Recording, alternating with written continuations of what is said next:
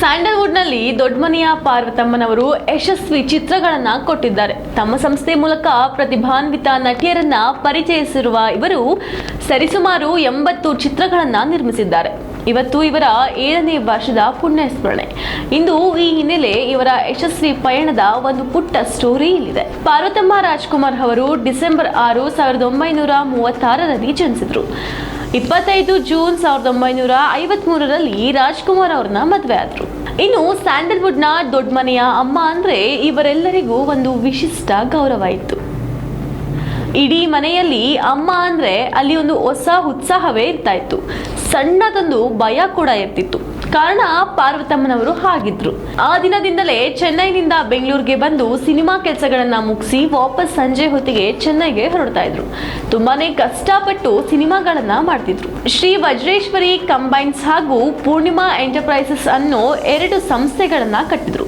ಈ ಮೂಲಕ ಸರಿಸುಮಾರು 80 ಚಿತ್ರಗಳನ್ನ ಕೂಡ ನಿರ್ಮಿಸಿದ್ದಾರೆ. ತಮ್ಮ ಮಕ್ಕಳು ಸೇರಿ ಹಲವಾರು ನಾಯಕಿಯರನ್ನ ಕನ್ನಡ ಸಿನಿಮಾ ರಂಗಕ್ಕೆ ಪರಿಚಯಿಸಿದ್ದಾರೆ.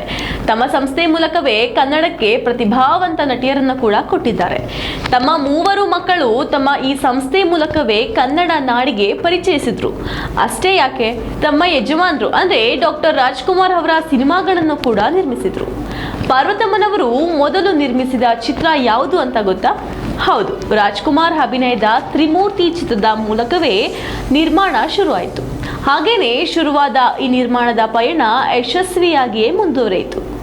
ಒಟ್ಟು 80 ಚಿತ್ರಗಳನ್ನ ಪಾರ್ವತಮ್ಮನವರು ನಿರ್ಮಿಸಿದ್ದಾರೆ.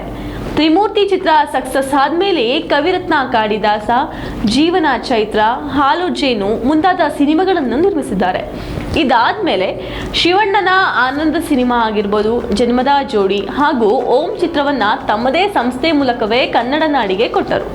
ತಮ್ಮದೇ ಸಂಸ್ಥೆ ಮೂಲಕವೇ ರಾಘವೇಂದ್ರ ರಾಜ್ಕುಮಾರ್ ಅವರನ್ನ ಪಾರ್ವತಮ್ಮನವರು ಪರಿಚಯಿಸಿದ್ರು.